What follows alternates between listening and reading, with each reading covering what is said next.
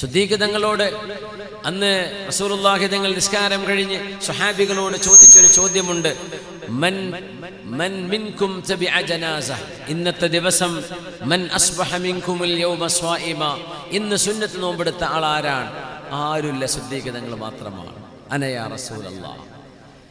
മൻ തബിഅ മിൻകുമുൽ യൗമ ജനാസ, ഒരു ജനാസയുടെ കൂടെ ഇന്ന് അനുഗമിച്ച ആളാരാ നിങ്ങളുടെ കൂട്ടത്തിലുള്ളത്? അപ്പോഴും സിദ്ദീഖ് റളിയല്ലാഹു അൻഹു അന യാ റസൂലല്ലാഹ്. പിന്നെ ചോദിച്ചു, നിങ്ങളിൽ ആരാണ് സാറ മരീദൻ, ആദ മരീദൻ, ഒരു രോഗിയെ പോയി സന്ദർശിച്ചവരാരാണ്? അന യാ റസൂലല്ലാഹ്. സിദ്ദീഖ് തങ്ങൾ പറഞ്ഞു, ഞാൻ നബിയെ. തസദ്ദഖ അലാ മിസ്കീൻ, ഒരു മിസ്കീനായ മനുഷ്യന് ദാനം ചെയ്തവരാരാ?